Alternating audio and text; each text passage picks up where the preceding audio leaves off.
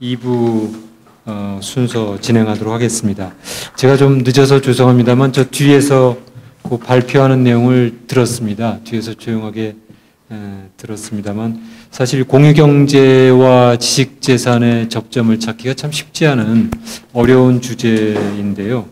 그 두 분 발표자분께서 공유경제에 대해서 잘 설명을 해주시고 우리 계승민 교수님께서 또 지식재산과의 접점에 대해서 잘 발표를 해주셨습니다. 두 분 발표자분께 진심으로 감사드리고 이 오후 시간에는 이제 토론자 세 분의 그 토론을 순서대로 듣고 그 다음에 이제 발표자 두 분의 그 답변이나 코멘트를 듣는 순서로 진행을 하겠습니다. 그리고 이제 이 오늘 참석하신 분들의 그 질문에 대해서 답변하는 시간을 갖도록 하겠습니다. 네, 이화여자대학교 법학전문대학원의 이원복 교수입니다. 제가 토론할 거를 제 태블릿에 잠깐 적어왔고 아까 또 두 분의 발표 들으면서 또 추가로 좀 적었는데 이게 머피 법칙에 따라서 막상 이 단상에 앉으니까 제 또 평소에 말을 잘 듣던 태블릿이 조금 먹통이 되네요. 먹통이 돼가지고 좀 기억에 의존을 해야 되는 상황이 아닌가 싶은데요. 일부는 기억에 의존하면서 됩니다. 죄송합니다. 그 질문 겸 제 코멘트 겸 또 오늘 플로어에서도 좋은 질문과 의견 개진이 있으실 것 같으니까 그런 토론을 좀 활성화하는 차원에서 좀 몇 가지 의견을 드리겠습니다.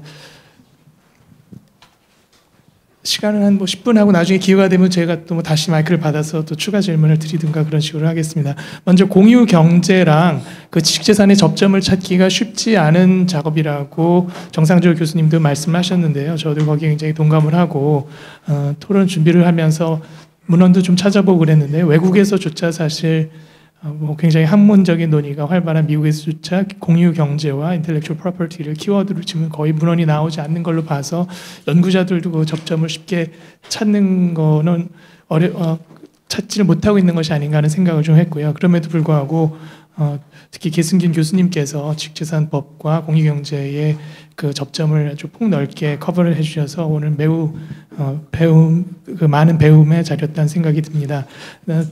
또 두 분께 질문, 먼저 박건철 책임연구원께 질문을 드리고 싶은 것이 있는데 먼저 공유에서 아까 착한 공유, 나쁜 공유를 말씀하셨는데요. 주로 착한 공유의 범주에는 이 공유 플랫폼을 가진 기업들이 이제 사회에 뭔가 환원을 하는 그런 공유 플랫폼을 착한 공유라고 분류를 하셨는데 저는 약간 그 부분에 대해서는 의문이 있지 않나 합니다. 그러니까 기업이 뭐 돈을 많이 벌어서 기부를 하면 더할 나위 없이 좋겠지만 그 이전에 부를 창출하는 과정 자체가 우리 사회에 이득이 되느냐, 새로운 효용을 창출하느냐, 거기에 좀 더 초점을 맞춰야 되지 않을까 하는 생각을 얼핏 했었는데요. 제가 그렇게 생각을 했던 이유는 실은 우버를 보면서였습니다. 우버가 우리나라 상륙이 좌절되긴 했는데 저는 우버를 보면서 과연 우리나라에 우버가 허용될 필요가 있을까, 우버가 허용이 되면 어떤 새로운 부가가치를 과연 창출할까 하는 데 대해서 좀 심각한 의문을 갖고 있는 사람 중에 하나입니다.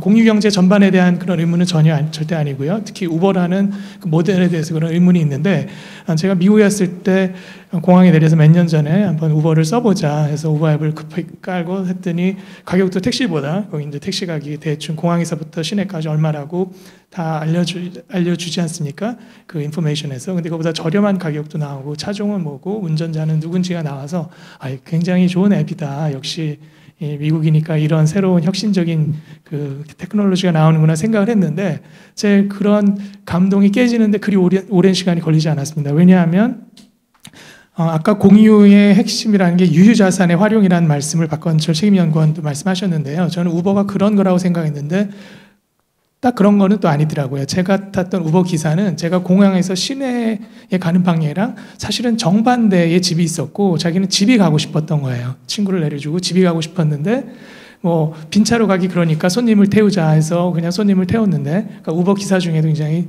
얼마 경험이 안 된 분이죠. 근데 우버는 그 손님의 방향을 가르치지 않는다고 합니다. 그러니까 손님이 있으면 무조건 응해야 되고 손님이 가는 행선지는 손님을 태우고 나서야 앱의 버튼을 누르면 비로소 나오는.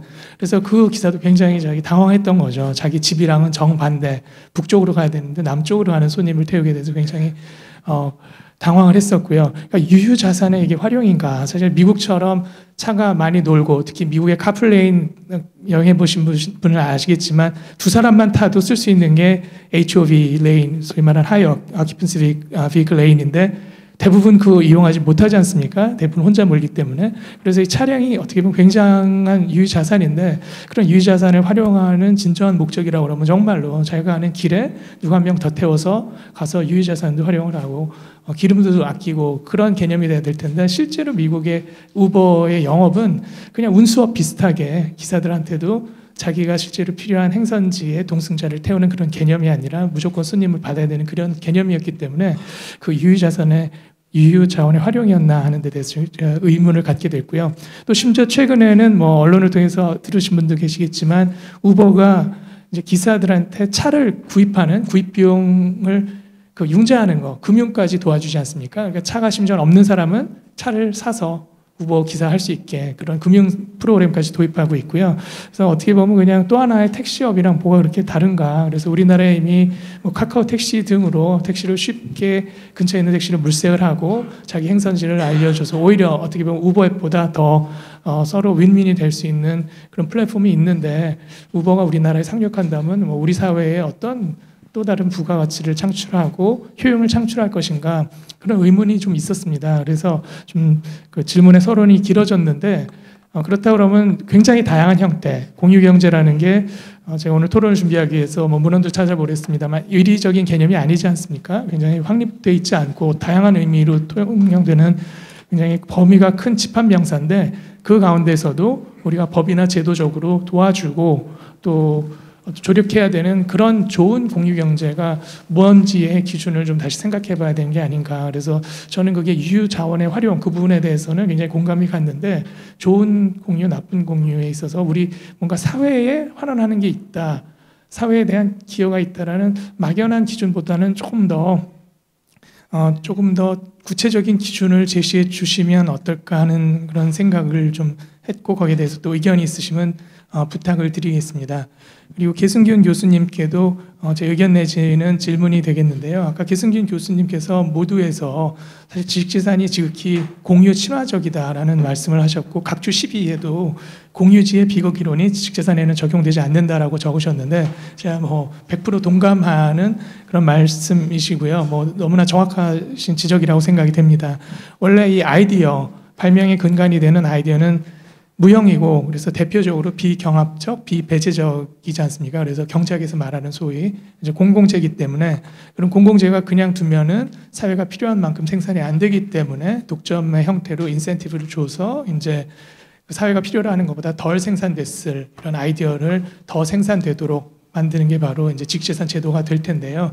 그런 점에서 원래 지식재산의 대상이 되는 아이디어는 뭐 지극히 공유 친화적인데 그것이 우리가 어떤 사회적인 필요에 의해서 의도적으로 이제 준물권적인 성격을 갖는 독점제로 만드는 것이고 그걸 다시 오늘 우리 이 자리에서는 좀 역설적으로 어떻게 다시 공유 경제에 친하게 만드느냐. 원래 본질적으로는 가장 공유 친화적인 형태의 재산이라고 할 수도 있을 텐데요. 그래서 어떻게 다시 독점화된 독점권의 객체가 된 이런 아이디어를 어떻게 다시 공유 친화적으로 만들 것인가에 대해서 굉장히 아이디어도 많이 주시고 그러셨는데요.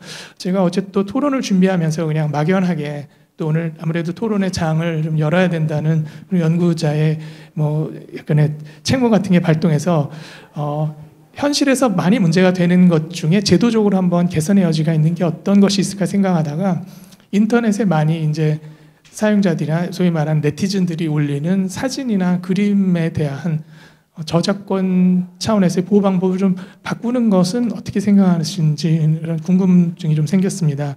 아까 게 교수님도 미국에서 나온 크리에이티브 커먼스를 통해서 사실 사진이나 저작물에 대해 배포라든가 이용을 좀 더 자유롭게 해주는 제도가 있는데 우리나라에서 크리에이티브 커먼스의 활용이 좀 늘어나고 있습니다만 그래도 아직 모르시는 분들도 많고 또 크리에이티브 커먼스 자체에도 사실 여러 가지 조건이 부과될 수 있지 않습니까? 그래서 거기에 익숙하지 않은 분들은 사용하시는데 두려움을 느낄 수 있는데 제가 약간 뭐 도발적인 오늘 오후에 이 논의의 전개 활발한 논의 이 토론의 장을 열기 위해서 약간 도발적인 제안을 하자면 네티즌들이 인터넷에 올리는 사진이나 그림은 기본적으로 그 게시자가 거기에 대한 저작권은 포기하는 것으로 하고 그러니까 누구나 자유롭게 퍼갈 수 있는 시스템으로 디폴트는 그걸로 하고 그게 아니라 게시자가 이거는 자유롭게 쓸 수 없는 거다라고 원한다면 아주 명시적으로 사진에 이거는 내가 저작권으로 보호하고 싶은 사진이다, 그림이다 이렇게 오히려 명시하는 그러니까 디폴트가 저작권이 포기되게 하는 적어도 인터넷 국내에서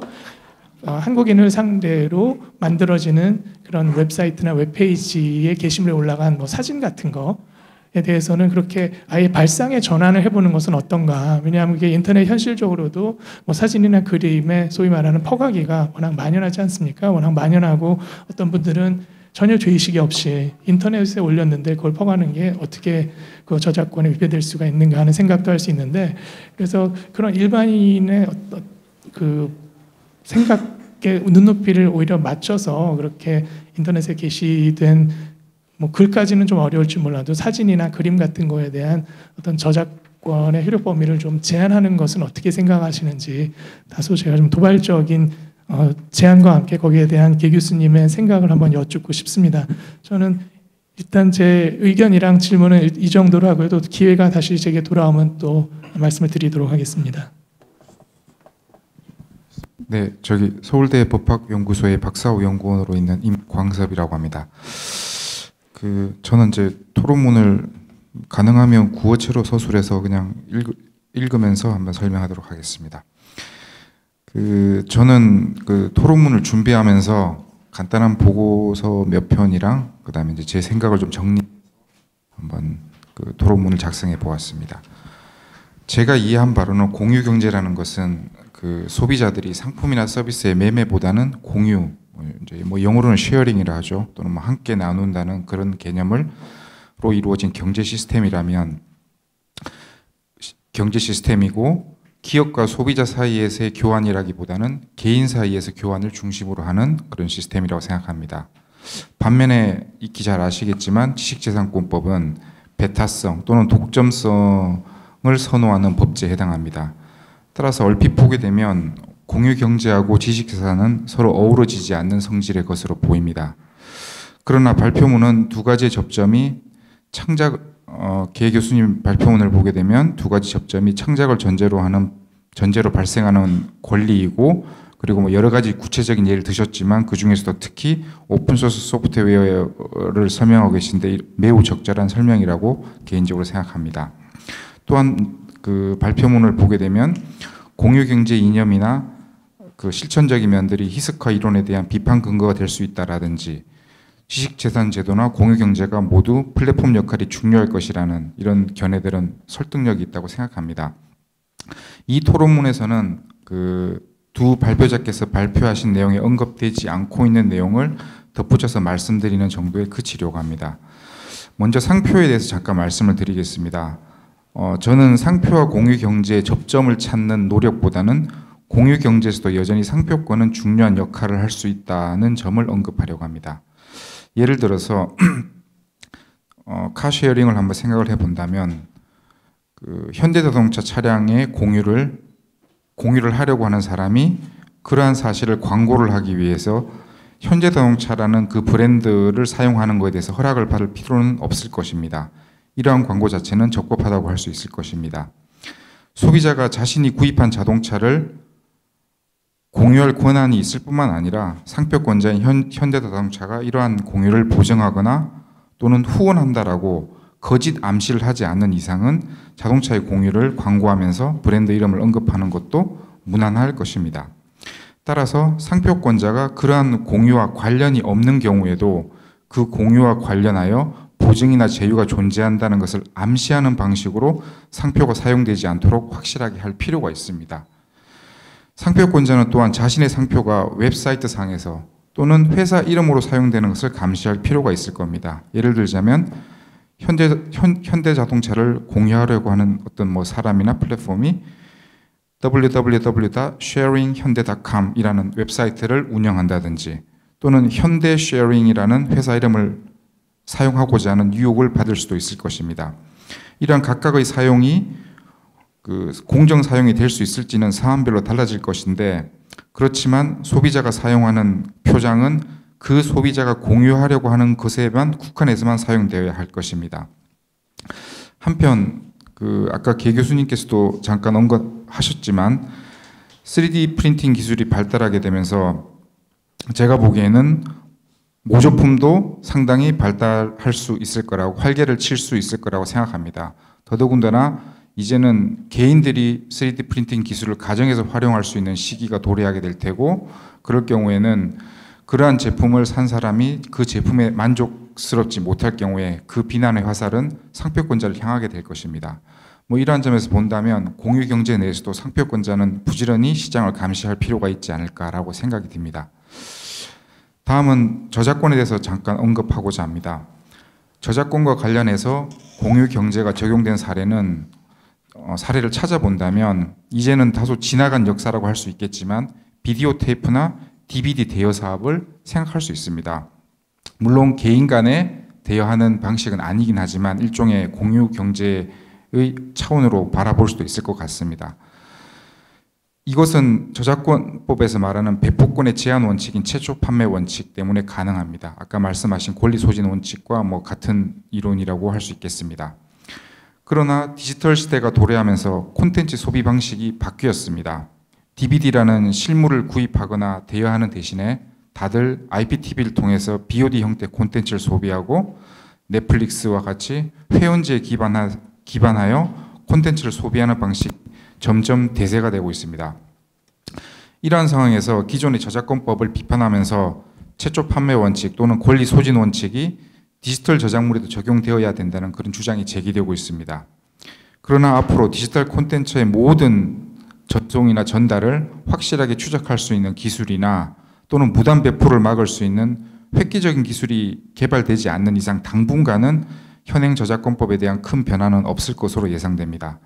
따라서 오늘날 이미 대세가 되어버린 디지털 저작물에 대한 공유는 최초 판매 원칙이 적용되지 않는 이상 그 가능성이 다소 떨어질 것으로 생각이 됩니다.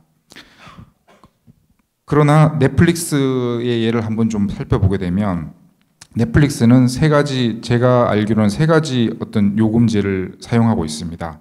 그래서 금액에 따라서 동시 접속할 수 있는 기기의 대수가 달라지게 되는데 제일 비싼 요금을 선택하게 되면 4개의 그 기기까지 동시 접속이 가능합니다. 물론 상식적으로 생각한다면 가족이 이용을 하게 되겠죠. 하지만 친구들끼리도 묶어서 그런 회원제로 가입을 해서 사용할 수 있을 뿐만 아니라 좀 더 확장해 본다면 전혀 모르는 사람들이 서로 합의하에, 예를 들면 어떤 블로그나 여러 가지 SNS를 통해서 규합을 할 수 있을 것입니다. 그렇게 해서 하나의 넷플릭스 계정에 가입을 하고 서로 넷플릭스를 이용할 수 있는 그런 가능성이 있습니다. 제가 본 신문 기사에 의하면 넷플릭스 실제로 이러한 사례가 발견되었고 넷플릭스는 이에 대해서 아무런 제재를 가하지 않겠다는 입장을 표명한 것으로 알고 있습니다. 이러한 사례는 디지털 저작물의 소비 시대에도 일정 부분 공유 경제가 실천될 수 있는 한 가지 예가 되지 않을까 한번 생각해 보았습니다. 한편 익히 잘 아시는 구글 북스 사례를 우리가 볼 수가 있는데 이러한 사업도 공유 경제 전형적인 예라고 하기는 힘들겠지만 그래도 공유 경제 한 예가 될 수 있지 않을까 개인적으로 생각해 보았습니다. 계승경 교수님께서는 저작물 시장에서의 공정 이용의 기능이 공유 경제 이념과 정합성이 많은 제도라고 설명하셨는데 이러한 설명에 부합하는 적절한 예가 아닐까 생각합니다. 한편 발표문은 공유 경제의 의미를 공동 사용이나 향유동 협력적 소비를 통한 경제 활동에서 찾을 수 있다고 설명을 하고 있습니다.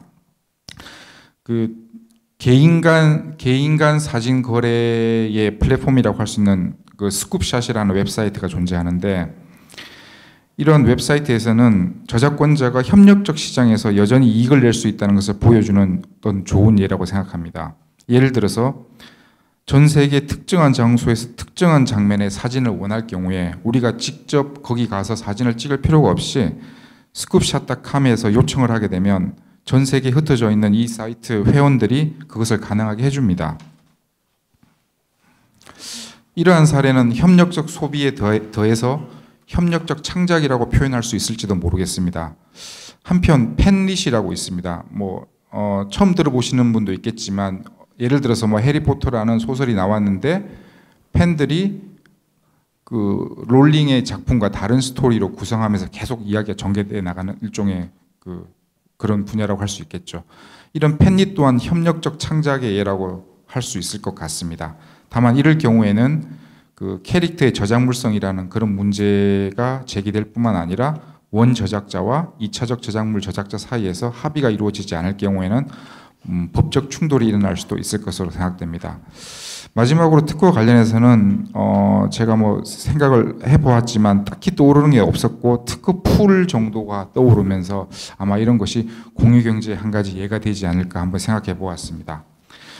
결론을 짓자면 제가 발표문을 읽고 공유경제가 이미 상당히 일상이 되어버린 현실을 깨닫게 되었고 특히 그 첫 번째 발표를 해주신 박건철 책임연구원님의 발표를 보면서 제가 알고 있는 공유경제의 사례보다도 훨씬 더 많은 사례가 있다는 사실을 알게 되었습니다. 기술과 과학의 급격한 발전은 공유경제와 지식재산권 제도에 모두 영향을 미칠 것이라고 생각합니다. 저는 개인적으로 공유경제라는 비즈니스 모델이 중심이 되는 경제 시스템의 활성화를 위해서 기존의 지식재산 법제가 개정될 필요는 없다고 생각합니다. 따라서 더 많은 공유경제 모델이 출현할 수 있도록 하기 위하여 지재법이 어떻게 변화해야 될지를 고민할 필요는 없을 것으로 생각합니다. 그러나 소비의 형태가 변하면서 특히 디지털 시대가 도래하면서 기존의 지재법 법제가 새로운 시대에 발맞추고 나갈 수 있는 환경을 제공하고 있는 것인지 그렇지 않고 새로운 시대에 발목을 잡고 있지는 않은지 항상 연구하고 분석해야 할 것으로 생각이 됩니다. 네, 이상으로 토론을 마치겠습니다. 네, 그 박건철 박사님과 계순균 교수님 그 발표문을 토대로 제 의견을 나름대로 조금 정리를 해봤고요. 그리고 각각에 대해서 질문 1개 정도를 조금 요청드리고자 합니다. 일단 박건철 박사님 설명처럼 공유경제가 다양한 형태로 존재하고 있고 현재는 사실 에어비앤비나 우버택시 등과 같이 수익 지향형 플랫폼이 좀 활성화되어 있는 상태거든요. 이런 플랫폼의 이런 어떤 수익형 플랫폼 같은 경우는 확산이 빠르지만 소비자와 기업의 이익이 좀 충돌되는 부작용이 있습니다. 현재 우리나라에서도 사실 직방거래, 띵똥 배달 이런 식의 공유 모델이 굉장히 많이 있고 지금 확대되고 있는 추세거든요. 근데 일단 이런 기업들이 어떤 그런 수익 지향형의 플랫폼이 확산이 되면 사실 기업 그 어떤 과다 수수료를 좀 부과하는 그런 병폐가 좀 있습니다. 그래서 이는 결과적으로 자원의 최적화된 분배, 공유 이를 통해서 어떤 창출되는 경제 시스템과는 좀 배치되는 개념이거든요. 그래서 이제 그 보면 이전에 계승균 교수님께서 얘기해 주셨던 것처럼 그 상업 경제와 조금 대비가 되는 지역 기반의 어떤 협력 플랫폼으로 가는 것이 어떤 최종 목표다 이런 얘기들을 많이들 하고 있더라고요. 그래서 이런 어떤 지역 기반의 플랫폼이라는 것은 경제적 교환이 아니라 사회적 가치의 교환, 즉 가치를 재탄생시킴으로 인해서 어떤 사회적 후생을 증대시키는 그런 플랫폼으로 가자 이런 내용인데요. 이는 결국 사회 경제 통합을 통해서 지역 유대 강화를 하고 그리고 효율적 생산 그리고 협력적 소비라고 얘기들 많이 하는데 제가 생각했을 때는 어떻게 보면 합리적인 소비를 통해서 기존의 어떤 사회 체제의 비효율성을 조금 제거하는 그런 플랫폼이 아닐까 생각을 합니다. 대표적으로 이런 어떤 지역 기반 협력 플랫폼이 아까 잠깐 박건철 박사님께서 네덜란드의 노테르담 프로젝트 얘기해 주셨는데요. 보통 이제 시민들이 참여하는 크라우드 펀딩 방식으로 도시 재생 비용을 확보하고 그래서 노트르담의 어떤 육교를 건설하는 그런 프로젝트인데 이게 굉장히 성공적이었다고 하더라고요. 저도 사실 이런 프로젝트를 보면서 되게 공감을 좀 많이 했거든요. 그래서 이런 어떤 지역 기반의 협력 플랫폼이 조금 활성화된다면 정말 이제 시민 전체 차원에서 조금 후생에 증대할 수 있는 그런 도시, 국가가 되지 않을까 한번 희망을 가져봅니다. 그래서 이제 뭐 미래의 어떤 그 공유 도시, 뭐 이런 암스테르담처럼 공유 도시의 대표적인 예로 미래에는 스마트 도시를 되게 많이 얘기하거든요. 뭐 이 스마트 도시라는 게 사실 사물 인터넷, 뭐 빅데이터, 뭐 이런 식의 어떤 최근 어떤 ICT 기술이 반영된 어떤 그런 스마트한 플랫폼을 이제 스마트 플랫폼을 통해서 어떤 그런 스마트 도시를 구현하는 내용인데요.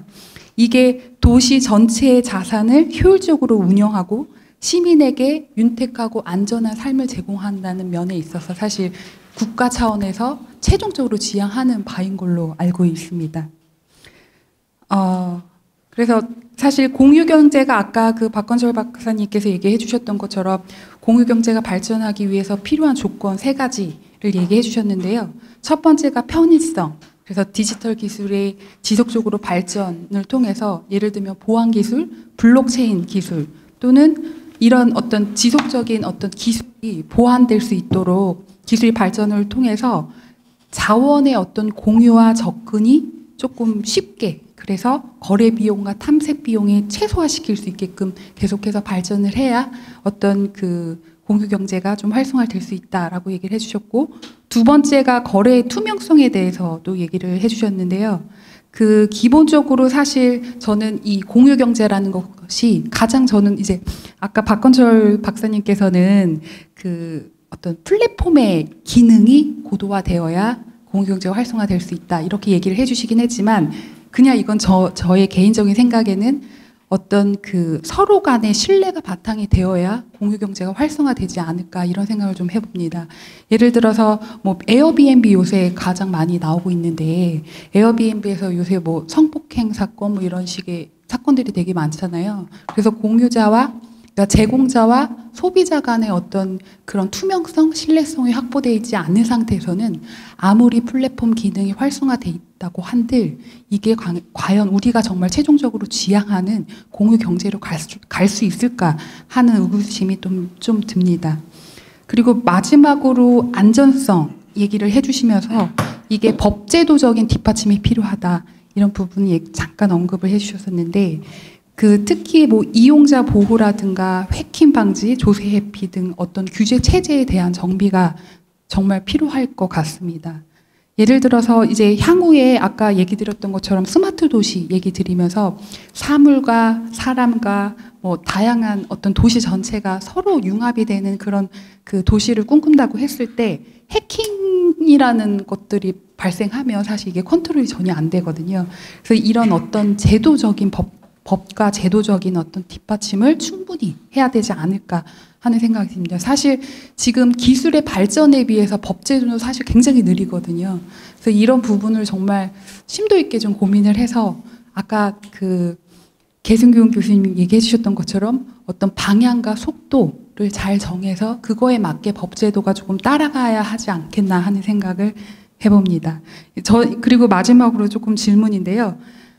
결국은 네트워크가 확대가 되면 거래 비용이 감소하고 그러면 공유 플랫폼이 계속해서 거대화되고 되는 그런 현상이 발생하거든요. 그래서 세계 경제는 사실 그 어떤 이 플랫폼을 선점하기 위해서 그 어떻게 보면 약간 가축전 이런 식으로 경쟁이 정말 치열한 걸로 알고 있습니다. 근데 이게 일단 특정 몇 개의 거대 플랫폼으로 모든 게 장악이 되면 이게 좀 문제가 굉장히 많이 발생하지 않을까. 그래서 이게 과연 플랫폼의 기능을 향상을 통해서만 어떤 그런 문제가 해결될 수 있을지 그런 질문을 한번 드려봅니다. 네.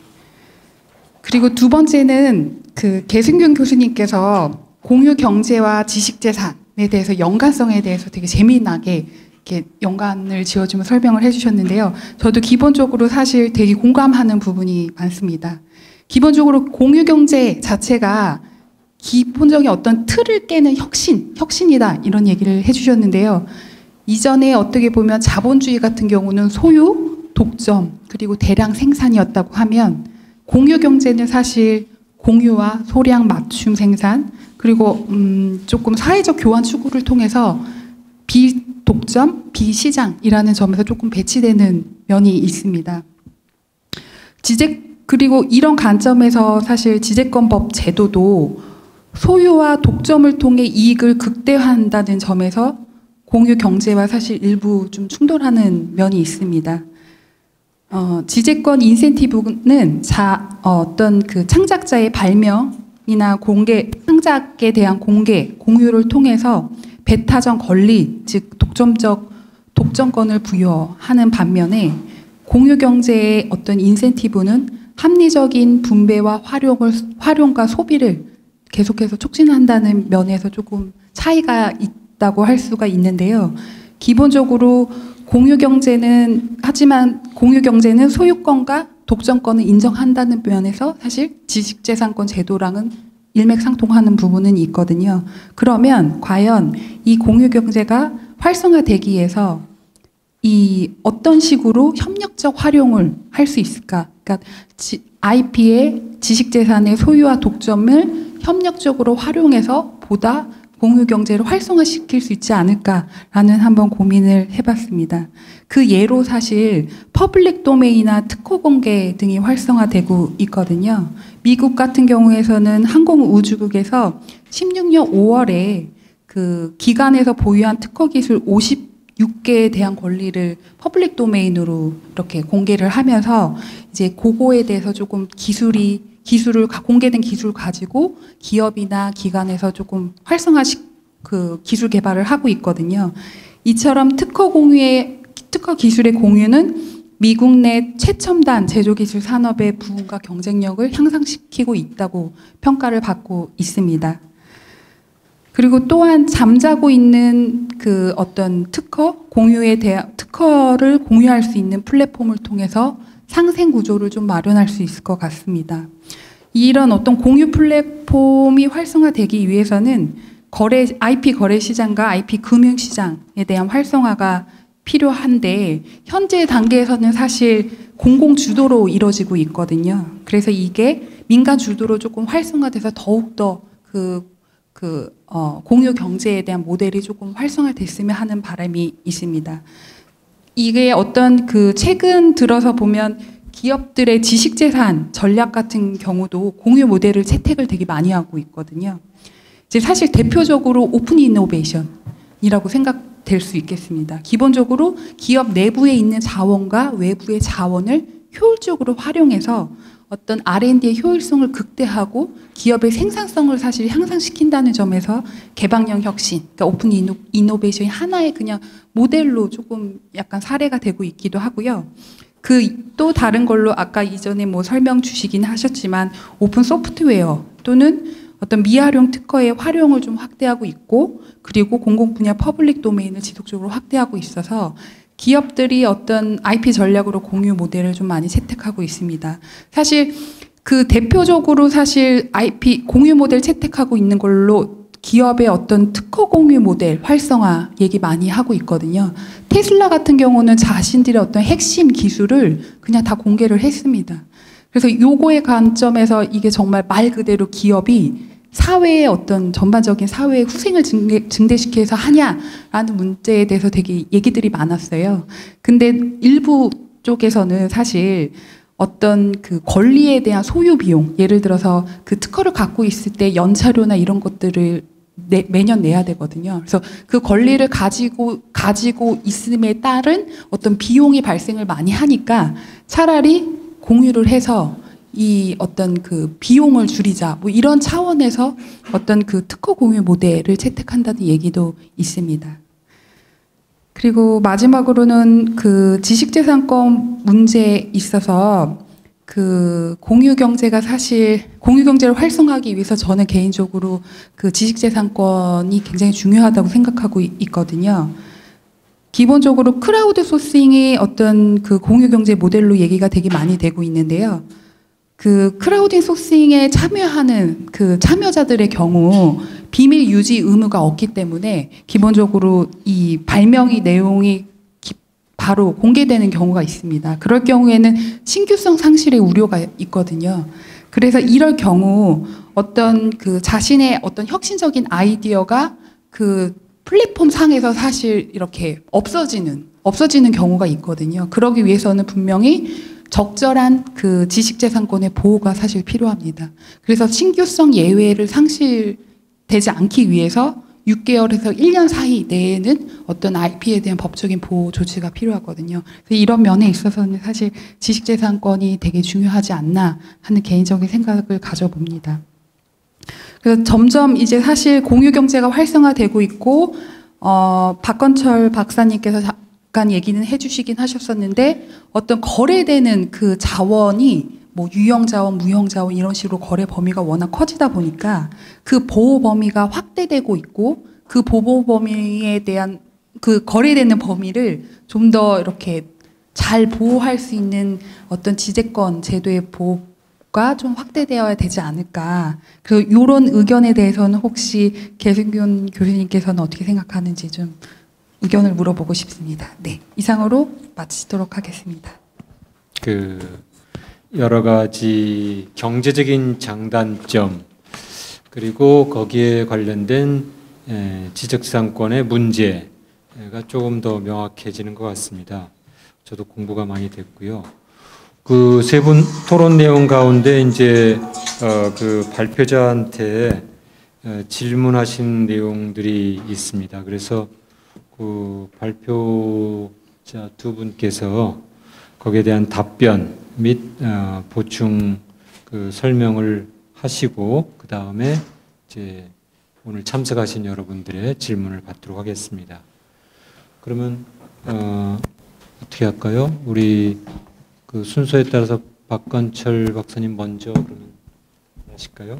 먼저 이원복 교수님께서 말씀해주신 어떤 그 소위 착한 공유를 활성화하는 과정에서 이제 우버나 이런 사례들을 보면은 부를 창출하는 과정이 이게 과연 새로운 부가가치가 있을까 이런 것들을 착한 공유라고 볼 수 있을까 이런 내용의 말씀을 해주십니다.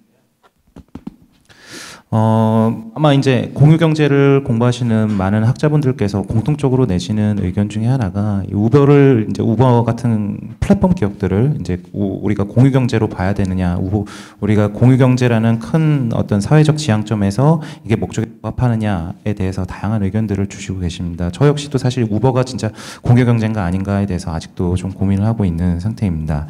다만 확실한 것은 이 공유경제라는 것이 어떤 저렴한 렌탈 사업이라고 경제적인 측면에서 좀 해석이 돼서 저렴한 렌탈 사업이라고 해석되는 것은 조금 좀 아니라고 좀 생각을 합니다. 그래갖고 뭐 다양한 도시정부라든지 국가정부에서 공유 사업들을 추진하고 있지만 이게 어느 경우에서 보면은 그냥 사실 저렴한 국가가 제공하는 저렴한 렌탈 사업이라고 볼 수도 있거든요. 그리고 우버 역시도 마찬가지로 이 경제적인 측면에서 보면은 이게 과연 그냥 택시보다 좀 저렴한 서비스, 편리한 서비스지 다른 게 뭐냐라는 질문을 받을 수도 있을 것 같습니다. 그래서 저는 이제 공유경제를 해석할 때 이제 무조건 경제적인 측면에서만 해석하는 것은 좀 옳지 않다라고 생각을 하고 있고요. 그렇기 때문에 이 공유경제가 지향해야 되는 점이 뭐냐라고 보면은 이 공유가 제가 발표에서도 말씀드렸지만은 이미 예전부터 있었던 문화고 그렇기 때문에 새롭지 않지만 그러면서도 새로운 점들이 있습니다. 그 새로운 점이라는 건 뭐냐? 이 서비스를 혁신할 수 있다는 것입니다. 예를 들어서 이제 그 우버가 우리나라에서는 금지가 됐지만 우버가 이제 사회적으로 이슈가 되면서 이 택시 그 산업 같은 경우는 굉장히 서비스 혁신이 많이 되셨습니다. 그 우버가 논의가 된 이후로 모바일 기반의 뭐 택시 앱 서비스, 뭐 예약 서비스가 한 30여 개 정도 이상 이제 그 사업자가 생각이 났고요. 지금 같은 경우는 이제 뭐 카카오 택시라든지 이런 뭐 택시 예약 서비스가 굉장히 편리하게 이용할 수가 있습니다. 또 뿐만 아니라 새로운 서비스 유형들도 이제 나타나게 되는데요. 요즘 이제 대리기사 앱 아마 많이 이용하실 텐데 새로운 방식의 대리기사 앱도 나타나고 있습니다.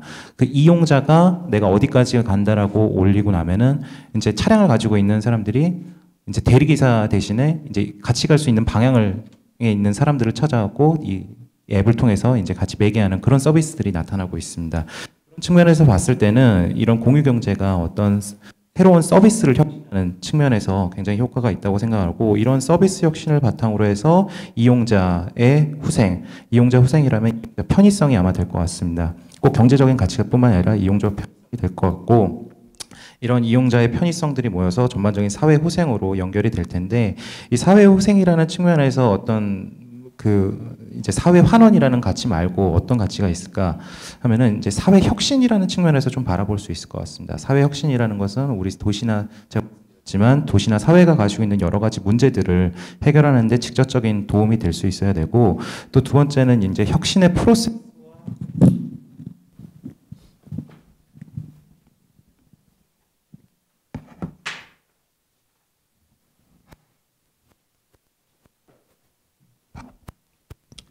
그 혁신의 주체와 프로세스가 바뀐다고 할 수가 있습니다. 혁신의 주체와 프로세스가 바뀐다는 건 뭐냐면은 이 공유경제 좀 정부 이제 도시정부라든지 국가정부에서 할 수 있는 대표적인 공유사업 중에 하나가 뭐냐면은 공공데이터 오픈 서비스라고 생각합니다. 근데 우리나라 같은 경우는 공공데이터를 오픈을 하고 있지만 이용률이 10%도 안 되고 있습니다. 그 이용률이 활성화가 되지 않는 이유 중에 하나는 이 데이터를 오픈했지만 데이터를 이용할 수 있는 형태 그리고 이 데이터를 통해서 부가가치를 창출할 수 있는 어떤 새로운 서비스라든지 새로운 혁신을 만들어낼 수 있는 그런 편의성이 보장이 안 되기 때문입니다. 그렇기 때문에 이런 측면에서 어떤 시민 중심의 혁신이라든지 이런 국가에서는 공공 데이터를 다 완전히 개방을 하고 이걸 편리하게 사용할 수 있는 환경을 만들어서 어떤 시민 중심의 혁신, 시민 중심의 서비스들을 만들어낼 수 있다면은 그거 자체가 어떤 도시사회 문제를 해결할 수 있는 공유경제의 가장 큰 효과 중에 하나라고 생각을 합니다. 마지막으로 제가 생각하는 공유경제라고 하면은 이제 공유경제가 이제 지금은 이제 조금 왜곡돼서 이제 플랫폼을 매개로 하는 경제들을 거의 이제 공유경제로 생각하시는 분들이 많은데 사실 진정한 공유라고 하면은 개인과 개인이 매개할 수 있는 공유 환경, 어떻게 보면 문화가 기반이 된 공유 환경이 될 수 있어야지 진정한 공유라고 생각을 합니다. 그렇기 때문에 어떤 플랫폼이 중간에 플랫폼 업체들이 껴서 플랫폼이 독재화되고 거대화되는 것들을 지향을 하고 이 개인과 개인이 실질적으로 어떤 공유를 더 활성화시킬 수 있는 방안으로 좀 공유경제가 정착이 된다면은 더욱더 많은 사회적인 혁신이 일어날 것이라고 생각을 합니다. 두 번째로 이제 임광석 박사님께서 말씀하신 것처럼 이 디지털 시대, 특히 이제 4차 산업혁명이라든지 지능정보사회 같은 디지털 경제가 고도화될수록 어떤 기술이 이제 중심이 돼서 발생하는 새로운 가치들, 새로운 서비스들이 굉장히 많이 발생할 것입니다. 공유경제 역시 아까 말씀드렸지만 자율주행차 기술이 완전해지면은 사실 공유경제 분야에서도 교통에 대한 공유경제 분야에서도 새로운 굉장히 많은 도전 과제들과 어떤 새로운 서비스 혁신들이 많이 나타날 것 같고 이런 부분에서는 우리가 좀 철저하게 준비해야 된다는데 좀 공감을 합니다. 마지막으로 이제 이주연 박사님께서 말씀하셨던 것 중에 이제 중요한 게 이제 지역 기반 협력 플랫폼이라는 내용을 말씀하셨는데, 요건 아마 이제 이원복 교수님께서 말씀하셨던 사회적인 후생화 구조 좀 같이 연결해서 말씀드릴 수 있을 것 같습니다. 어떤 지역 기반의 협력 플랫폼, 공유, 지역 기반의 공유 활동들을 더 촉진을 하면서 사회적 가치의 탄생, 어떤 사회적 후생의 재창조, 어떤 지역 유대 강화 이런 것들을 충분히 만들어낼 수 있는데, 그러려면 중요한 것이 이제 앞에서는 이제 말씀드리긴 이제 시민주도형 혁신, 시민주도 이렇게 개인과 개인의 어떤 공유 문화가 확산되어야 된다고 했습니다. 이제 서울시에서 지원하는 대표적인 공유 사업 중에 하나가 이제 자전거 따릉이 사업입니다. 공공자전거 사업이고요. 굉장히 지하철역 근처라든지 공공시설 근처에서 자전거를 공유할 수 있는 시스템이 굉장히 잘 되어 있고, 굉장히 좀 공격적으로 서울시가 그 자전거들을 도입을 하고 있습니다. 근데 반면에 저는 이 사업에 대해서 굉장히 부정적인데, 이런 지원 사업에 대한 공유 경제에 대한 좀 접근 방식도 좀 달라져야 된다는 게, 이렇게 굉장히 많이 지자체에서 자전거 쉐어링 이런 거 활성화한다고 많이 하고 있지만, 사실 아파트 사시는 분들 아파트 자전거 비치대 보시면은 굉장히 남아서 도는 이제 버려져 있는 자전거들 굉장히 많습니다. 진정한 공유 문화가 된다 그러면은 이런 것들 자체도 가연히 자유롭게 좀 이용할 수 있고 공유할 수 있는 문화가 돼야 된다고 생각을 하고 있고요. 그러려면 이제 제가 말씀드렸던 것처럼 플랫폼의 기능 자체도 사실 되게 간단하거든요. 그런 자전거 비치대에다가 플랫폼 하나, 그냥 기기 디바이스 하나만 달아주고 거기서 누가 어떤 자전거 빌렸고 언제 반납했다, 이 자전거의 상태가 어떻다, 이 정도만 확인해 줄 수 있어도 굉장히 훌륭하게 어떤 지역 기반의 공유 문화가 활성화될 수 있을 것이라고 생각합니다.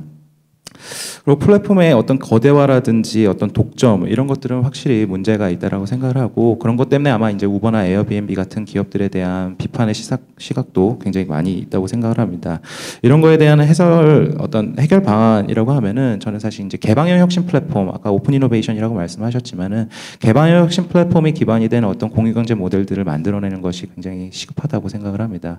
그냥 사실 공유 플랫폼은 이제 플랫폼 기능 자체에 좀 충실을 해서 그 수요자와 공급자의 거리를 사실 그냥 가깝게 해주는 정도 그리고 자원의 이 순환을 좀 돕는 정도의 그냥 순수한 기능만 하고 여기서 이제 사용자들이 어떤 서비스라든지 어떤 새로운 가치를 만들어낼 수 있는 그런 혁신적인 플랫폼들이 도입된다면은 아마 우려하시는 것처럼 플랫폼의 독점화 어떤 그걸 위한 여러 가지 부작용들이 해결되지 않을까라고 생각을 합니다. 네, 이상입니다. 예, 그러면 이어서 우리 계승근 교수님. 예, 뭐 질문 감사드립니다. 저도 사실은 뭐 공유경제하고 지식재산에 대해서 사실은 잘 모릅니다. 그 모르는데 준비를 하러 해서 이렇게 하다 보니까 이것저것 고민을 했는데요.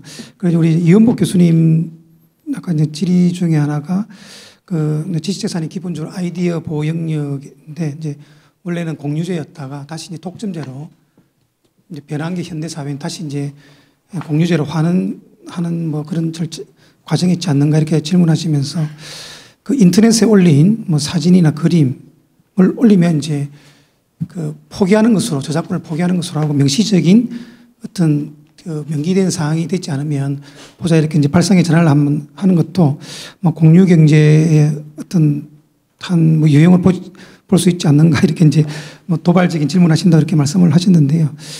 저도 사실은 뭐라고는 답변을 못 드리겠습니다. 이게 인터넷에 올리면 무조건 이제 저작권이 없는 것으로 하자 이렇게 되면은 좀 긍정적인 면도 있을 것 같고 또 한편 요즘에는 또 뭐 인터넷 전시권도 이렇게 도입하자고 하는 지적재산 교수님들도 계시는 것도 봐서는 뭐 진짜로 혁신적인 뭐 제도가 아닌가 이런 생각이 들긴 듭니다. 그래서 뭐 인터넷에 올리면 공짜로 누구나 다운로드 받아서 쓸 수 있다.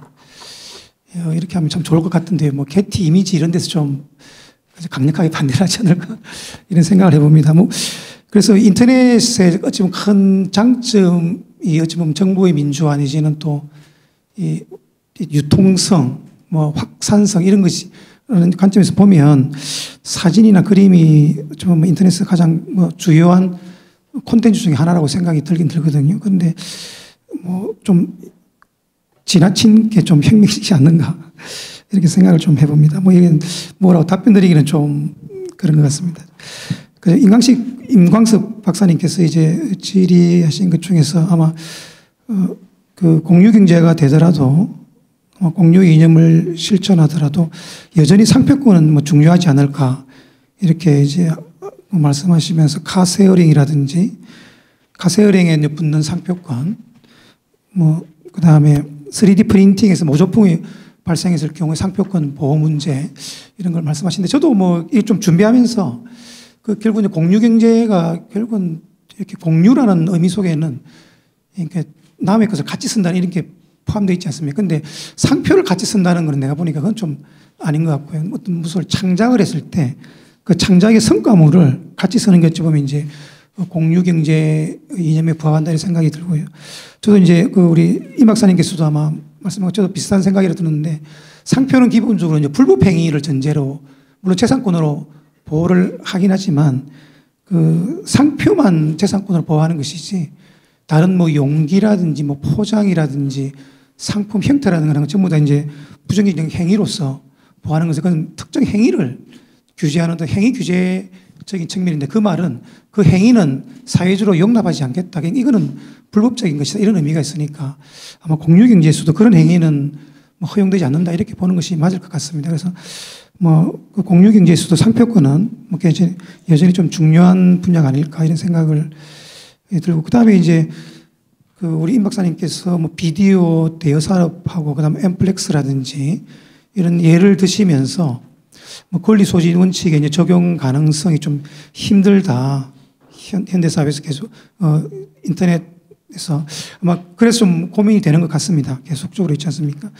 권리 소지 원칙을 적용이 가능하다고 한다면 소비자라든지 문화 수요자들의 권리가 더 강화될 것이라고 생각하는데 디지털 그 세계에서는 뭐 이 권리 소진 이론을 적용하는 순간 사실 저작권법이 그냥 없어지는 거나 마찬가지지 않는 생각이 들기 때문에 계속 이렇게 방어적인 태도를 취하고 있다고 이런 생각이 듭니다. 뭐 그건 맞는 것 같습니다. 그래서 이 문제를 좀 해결하는 방안도 한번 뭐 기술이 발전이 되면 뭐 또 어찌 될지 모르겠습니다만은 현 상태에서는 그렇다고 생각이 들고요.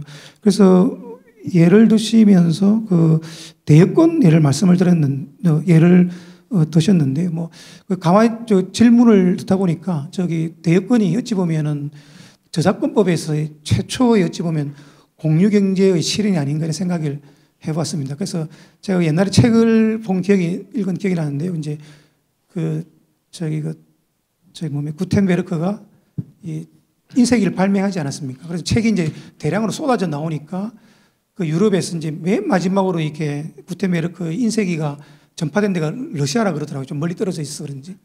그래서 때부터 지금부터 이제 프랑크푸르트에 열리는 그 페어 있지 않습니까? 그 책 도서 페어가 이제 몇백 년 전부터 이탈리아 책이 이제 프랑크푸르트 오고 네덜란드에서 오고 이렇게 해서 뭐 모든 책들이 유럽에 이제 이렇게 퍼지기 시작했다 그러더라고요.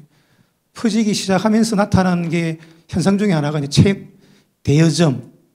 그래서 이제 대여권이라는 게 저작권에 이제 들어가게 된 것이죠. 그리고 이제 도서관이라는 게 이제 공공도서관 제도가 그때 활성화된 것이라고 생각이 됩니다. 그래서 이제 임 박사님 질문 들으면서 이게 어찌 생각하면 지금 생각하는 공유경제에 어찌 보면 원초적 내지는 원시적 형태의 그 실행 저작권법에서 이렇게 구현한 것이 아닌가 하는 생각이 들긴 드는데 뭐 비디오 때부터 마찬가지죠. 그래서 지금은 이제 그 VOD라든지 뭐 이런 이렇게 접속을 통해서 하는 것이기 때문에 좀 달라진 형태가 있다고 생각이 들어서 대여권의 의미가 많이 상실이 있다고 생각이 듭니다. 그래서 뭐 팬릿이라든지 이런 것도 말씀을 드렸는데 뭐 이런 공유 경제라기보다도 뭐 팬릿이라든지 이런 건 이제 문제가 되는 저작권법에서 문제가 되는 것은 권리 기속을 누구에게 시켜야 되는가 하는 문제 아마 이런 문제가 아닌가 하는 생각이 듭니다. 그리고 말씀하신 그 특허풀은 아마 공유 경제 이념과 어느 정도 정합성이 있지 않는가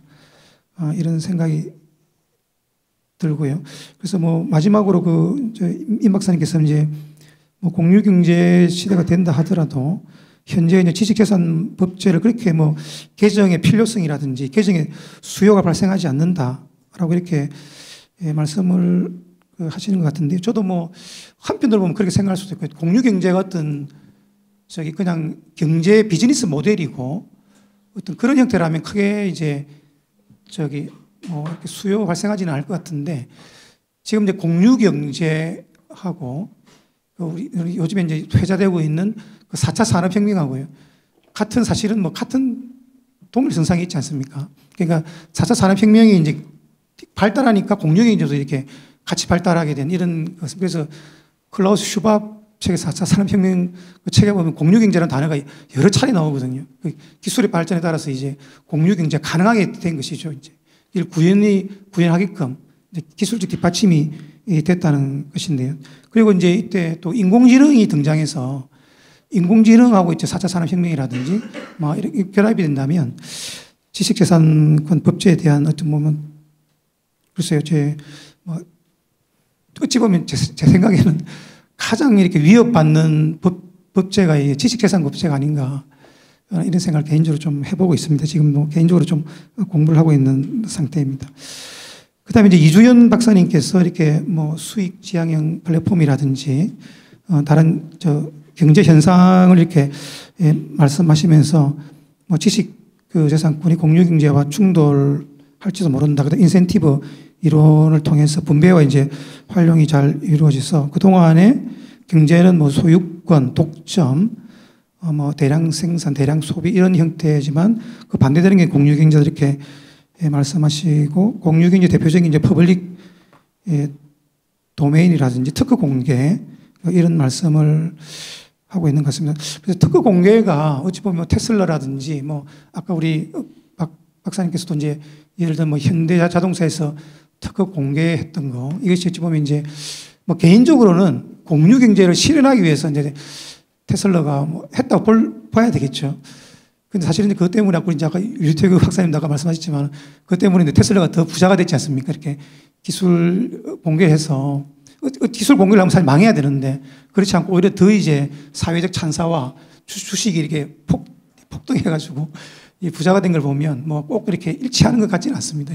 의도가 어떠한지 간에 특허 공개의 이제 의미가 그 뭐 공유 경제 실현의 한 태양이라고 뭐 보는 건 뭐 맞는 것 같습니다. 그래서 근데 이게 이제 아까 우리 이제 법률적으로 하게 하면 이게 사실은 특허권 포기에 해당되지 않습니까?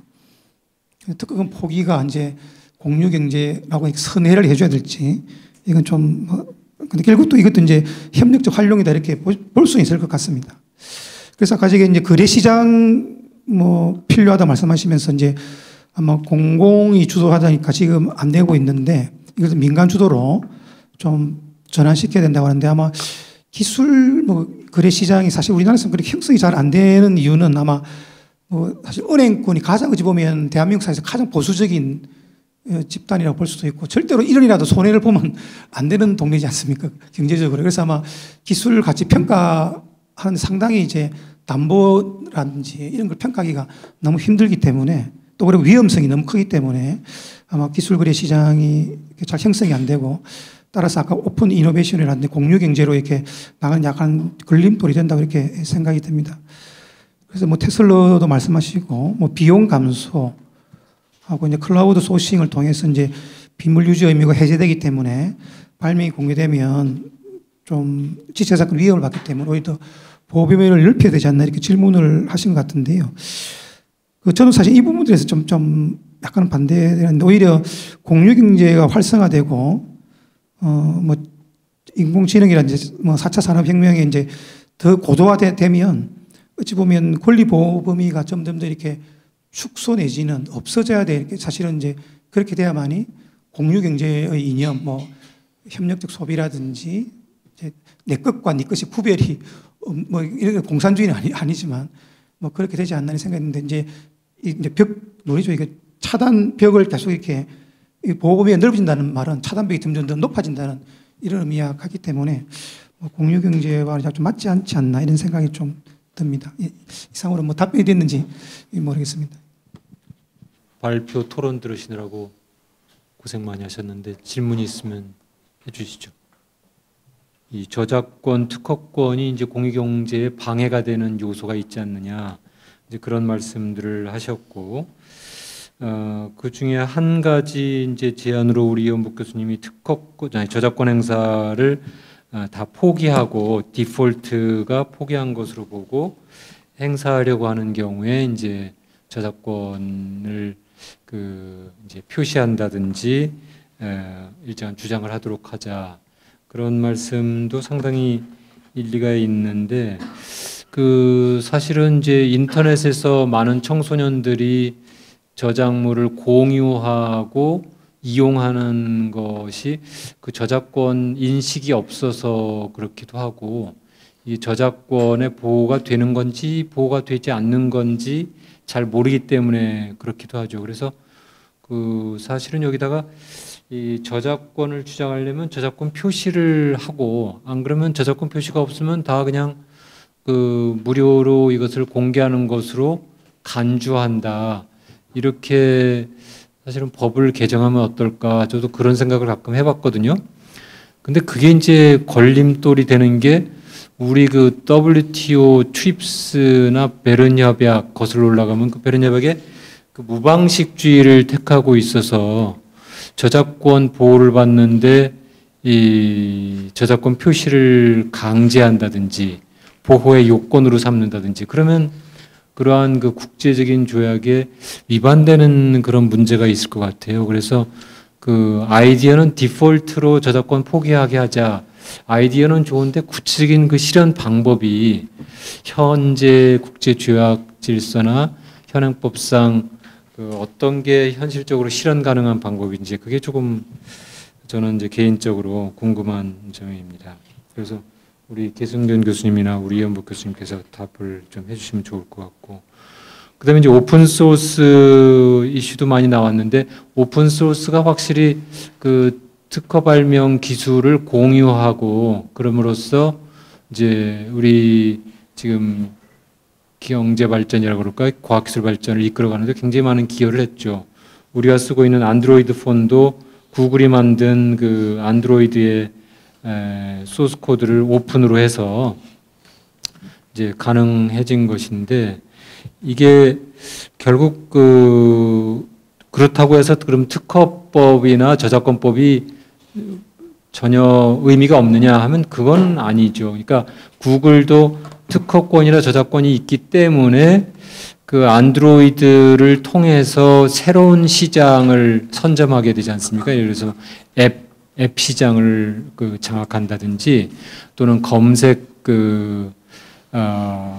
기능을 장악을 한다든지, 이런 게 결국은 기본적으로 특허권이나 저작권을 가지고 있으면서, 그러면서 오픈 소스 코드를 공개해서 얻는 이익이기 때문에, 이것은 기본적으로 이제 사업 모델의 문제가 아닌가 싶어요. 그래서 우리나라 기업들도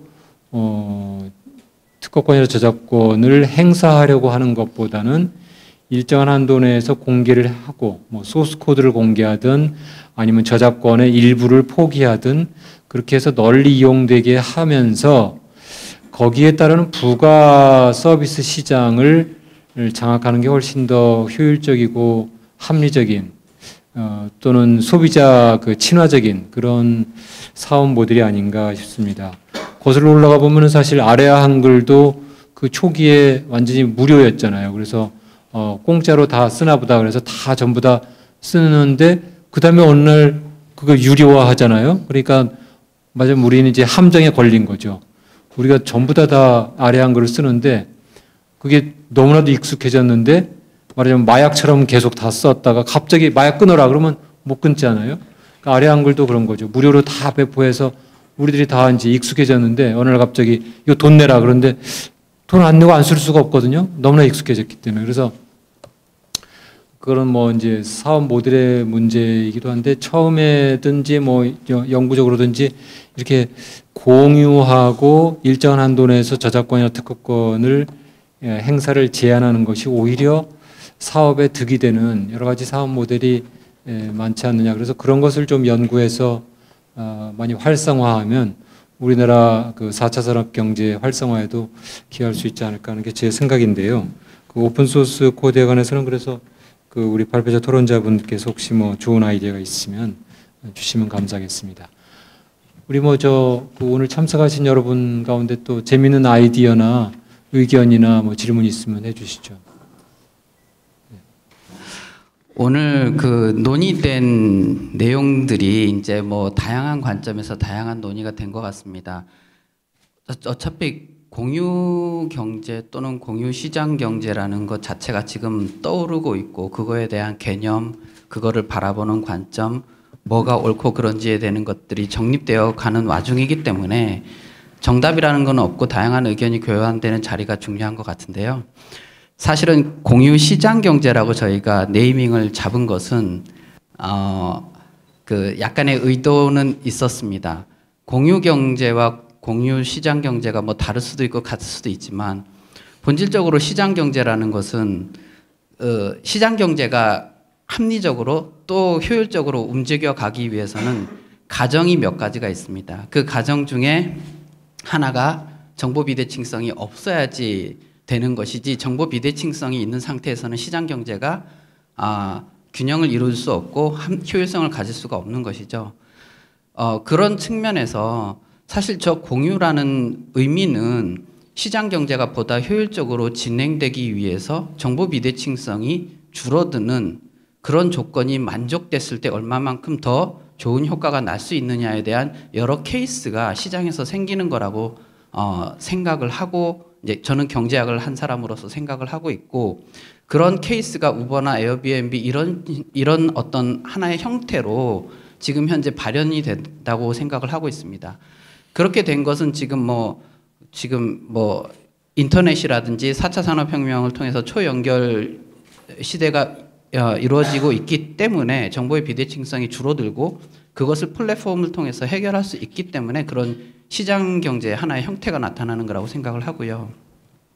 그랬을 때 저는 이제 좀 관점을 좀 발표하신 몇 분과 달리하는 것은 이 공유경제라는 것이 지역사회와 그다음에 지역사회에서 어떤 지역사회에서 좀 더 활성화됐으면 좋겠다. 그다음에 윤리적인 기반이 좀 더 있었으면 좋겠다. 이런 부분을 말씀을 해주셨는데요.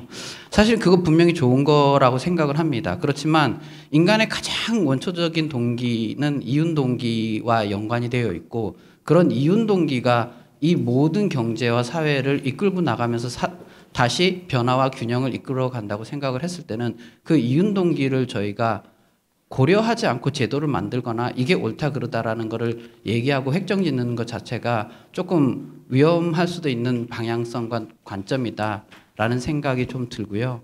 어쨌든 변화를 일으키고 시장 경제의 새로운 어떤 모멘텀과 성장 모멘텀으로서의 변화라면 그거에 대한 위험성, 여러 가지 불안, 우려 이런 것들을 얘기하면서 조금 더 이렇게 톤다운 시키는 지역사회의 경제나 어떤 공유경제로 톤다운 시키는 게 아니라 그런 경제가 활성화될 때 생길 수 있는 것들을 정책적으로 이렇게 커버해 나가는 방향성을 갖는 게 좀 더 좋지 않을까 이런 생각을 해봤고요.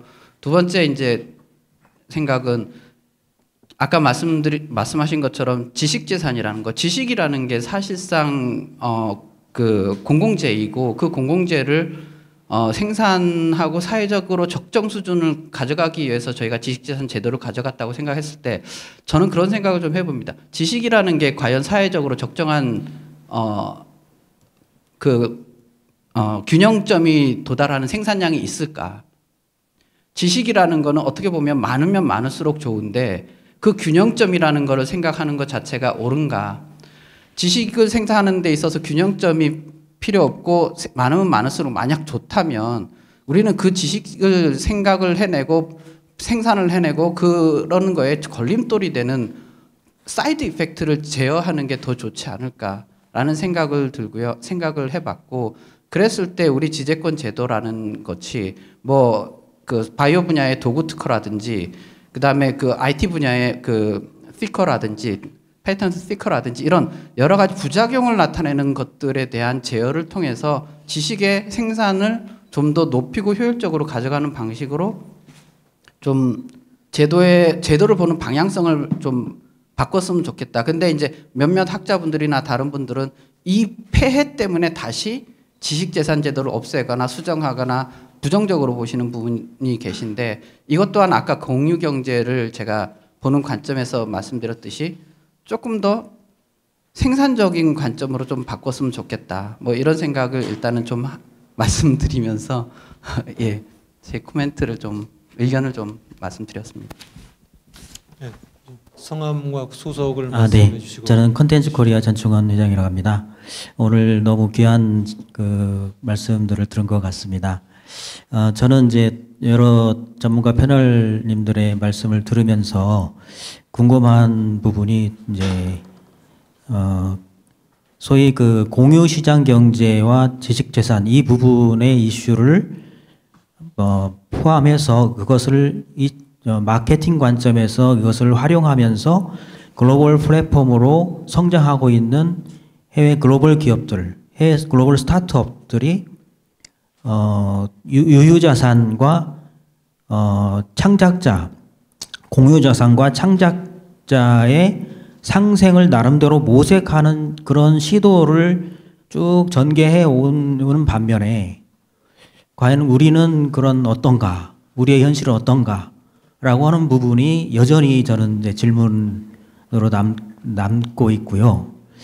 그리고 그 부분을 극복하는 대안으로서 지역 기반의 협력 모델 그런 부분들이 분명히 어떤 모티브가 대안적 모티브가 될 수 있다라는 부분에서 충분히 공감하는데 그럼에도 불구하고 지금 민간 투자랄지 민간 주도라고 하시는데 민간 투자랄지 또는 벤처 캐피탈이랄지 스타트업 펀드랄지 엔젤 투자랄지 우리나라의 국가 지원 체계랄지 이런 부분들이 과연 그 부분에서 문제의식을 갖고 진지하게 그 부분을 들여다보고 있고 접근해 가고 있는 것인가 라고 하는 질문을 또한 갖게 됩니다. 그 부분이 만약에 그렇지 않다면 오늘의 이 귀한 자리가 또한 이게 공허한 메아리가 될 수 있다라는 이제 걱정을 하게 되고요. 구체적인 예로는 저는 페이스북이야말로 공유시장 경제에서 성장한 글로벌 스타트업 기업으로 그 지금 전 세계 20억 명의 유저를 끌어모은 그 대표적인 사례라고 믿고 싶습니다. 여러분들 다들 페이스북 하시지만 거기는 공유하기라는 버튼까지 있잖아요. 그래서 공유하기라는 버튼을 또는 좋아요라는 버튼을 누르면 그게 빅데이터로 연결되고 그 빅데이터가 글로벌하게 광고 플랫폼 서비스를 페이스북이 주도하는 그런 부분에서의 역할을 하게 되는데 그 부분에서 그 좋아요와 공유하기라는 버튼을 전 세계 20억 명의 이용자들이 즐겨 함으로써 그 재미라고 하는 가치를 제공하고 창작자들에게도 나름대로의 그 부분의 어떤 이 광고 플랫폼으로서의 제공하면서 실질적인 어떤 비즈니스의 어떤 기회를 같이 상생의 모델로 구현해내고자 하는 시도들 이런 부분들이 분명히 보이고 있다라고 생각이 들거든요. 그래서 이제 그런 부분들이 과연 그럼 우리는 그런 부분들이 정말 그 글로벌 시장에서 또는 지역 기반에서 그런 시도가 바로 이런 기반에서 이렇게 좀 움직임이 있는 것인가, 있을 수 있는 것인가라고 하는 부분을 저는 여쭙고자 합니다. 네, 감사합니다. 그래서 교수님께서 이제 그 공유경제 그 말씀하시면서 그 저작권이나 특허권이 공유경제를 방해하지 않을까. 그래서 이제 아까 우리 이원복 교수님 말씀하신 사진이나 그림 요걸 이제 인터넷 소설님이 무료로 간주해서 뭐 누구나 쓸 수 있게 하면 좋을 것 같은데 이게 이제 WTO나 베른 협약, 뭐 트리스 협정 이런 데 위반될 가능성이 있다 이렇게 말씀을 하셨는데 저도 좀 연구를 좀 해봐야 될 것 같습니다. 그래서 일단 뭐 사진이나 저작물이 이제 이렇게 말씀하실 수 있는 그러니까 이렇게 이런 생각이 나오는 것 자체가 어찌 보면 저작권법의 큰 특징이 아닌가 이런 생각이 듭니다. 그래서 특허나 뭐 상표를 누가 공짜로 쓰자는 말은 아무도 안 하지 않습니까? 근데 이제 사진이나 이렇게 이건 누구나 공짜 쓰자고 말하는 사람이 많거든요. 이게 이제 무방식주의고 문화고 이렇게 하니까 그거 좀 쓰면 안 되냐 이렇게 쉽게 생각하지 않습니까? 근데 이렇게 한 이유가 아마 특허법이나 상표법에는 이제 기본적으로 업으로서라고 하는 요건이 있어가지고 상인이 한다는 걸 전제가 되어 있는데 아마 저작권법에는 이제 이런 업으로 한다 이런 이제 전제가 없고 기본적으로 누구나 창작을 할 수 있다 이런 것에 대한 보호를 어떻게 할 것인가라는 이제 법률적인 역사적 기반이 있지 않나 이런 생각이 들긴 드는데요. 지금 뭐 인터넷 활성화라든지 그래서 지금 뭐 사진이나 그림 이런 거는 한번 뭐 생각해 볼 필요는 있지 않나 이런 생각이 좀 들긴 됩니다. 뭐 더 이상 제가 답변 드리긴 좀 뭐 지식이 좀 짧아서 이 정도로만 드리도록 하겠습니다. 그리고 오픈 소스 말씀하시면서 아마 이게 이제 결국은 안드로이드 소스나 이런 게 이제 구글이나 이런 데서 기본적으로 특허권의 저작권을 갖고 있기 때문에 이런 게 가능하고 이게 이제 하나의 그 비즈니스 모델이고 또 이걸 통해서 이제 새로운 부가 시장 창출을 통해서 또 새로운 이익이 창출이 된다. 그리고 이제 시장이 또 더 넓어진다. 그렇게 말씀을 하셨는데 공개를 통해서 이용이 더 활성화됨으로써 더 넓어지는 예를 이제 아래한 걸로 아마 드시면서 이제 마약 예를 드시고 이제 못 끊는다 이렇게 그래서 이렇게 그거는 공유경제하고는 좀 안 맞지 않습니까? 그래서 이제 그러니까 소비자의 유혹하는 것하고 막 공유경제하고는 약간 좀 별개로 봐야 되지 않나 생각이 들고 공유경제는 약간 상생의 개념 같이 이렇게 소비자와 이제 공급자의 구별이 없이 이렇게 서로 이렇게 이제 상생하는 것하고 또 소비자가 또 새로운 공급자가 되기도 하고 뭐 이런 형태라서 아까 이제 뭐 테슬라라든지 현대자동차의 특허권 공개 그런 것도 뭐 연관성이 있지 않나 이런 생각이 드는데 이런 공유경제의 이념이 좀 확산되는 한 형태라고 이렇게 뭐 보여집니다. 뭐 아까 그래서 저도 공유경제 이렇게 보면서 보니까 결국은 현 상태에서는 한 새로운 서비스의 한 형태에 지금 지나지 않다. 현재까지는 뭐 그런 생각이 들더라고. 앞으로 이제 더 발전이 되면 어떤 형태로까지 뭐 진행이 될지는 모르겠습니다. 그리고 이게 아까 저기 우리 류태규 박사님께서 이제 그 말씀하신 것 중에 하나는 이제 그 결국은 이때 인류 그 플랫폼을 통해서 이제 정보 비대칭성이 해소가 된다. 이런 케이스들이 지금 하나씩 나타나고 있는 게 이제 공유 경제의 지금 하나의 형태다 이렇게 말씀을 하시면서 그 결국은 이런 뭐 지역 사회 활성화는 윤리적 기반을 그 하고 있지만 결국은 그 동기는 뭐 그 이윤 동기다. 이윤 동기가 결국은 이제 사회적 변화의 원동력이었다. 그래서 공유 경제라든지 이런 걸 라든지 그 이런 걸 고려할 때 이윤 동기를 고려해야 된다 이렇게 말씀을 하신 것 같은데요. 그래서 정책적으로 좀 커버할 수 있는 면이 있어야 된다 이런 말씀. 제가 이제 법학을 하는 입장에서는 뭐 답변을 하기 좀 힘든 것이 아닌가 생각이 들고 그 지식 재산이 결국은 공공재인데 이게 적정 수준으로 보호하는 것은 경제학 관점에서 이제 옳지 않다 이렇게 그런 관점에서 이제 말씀을 하신 것 같습니다. 그래서 그 균형점이라는 게 사회적 균형점이라는 게 존재할 수 있는가? 오히려 그 부작용을 이제 제거하면서 지식의 양을 더 이렇게 확산시키는 높이는 방향으로 이제 나가야지 어떤 공유 경제의 틀이라든지 이런 게 좀 그런 관점보다는 생산적인 관점에서 좀 해야 된다 이렇게 그 하는 게 그게 아마 오히려 우리 인센티브 이론이라든지 뭐 이런 거 연관성이 좀 있긴 한데 그 부분에서 좀 이제 계속해서 공유 경제도 키우고 이런 사이드 이펙트도 좀 줄이고 하는 것에 대해서는 좀 연구가 더 필요하지 않나 이런 게 생각을 합니다. 그래서 뭐라고 지금 당장 이렇게 답변을 드리기는 좀 힘들 좀 수준 높은 문제라고 생각이 듭니다. 예, 이상 간단하게 답변 마치겠습니다.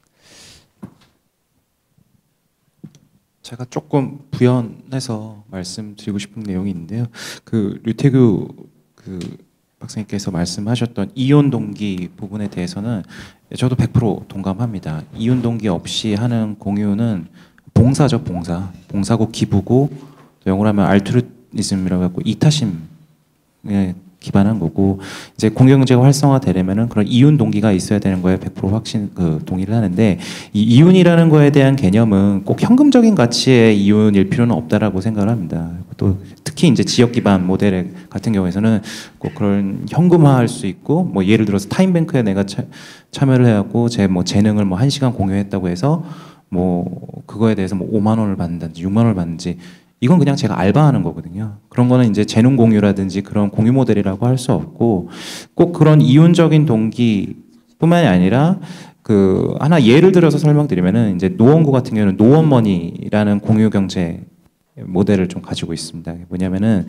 내가 공유 경제 노원구에서 하는 공유 경제에 참여하면은 거기에 대한 인센티브를 노원구에서만 쓸 수 있는 노원구의 공유 경제에서만 쓸 수 있는 어떤 지역 화폐로 주는 거예요.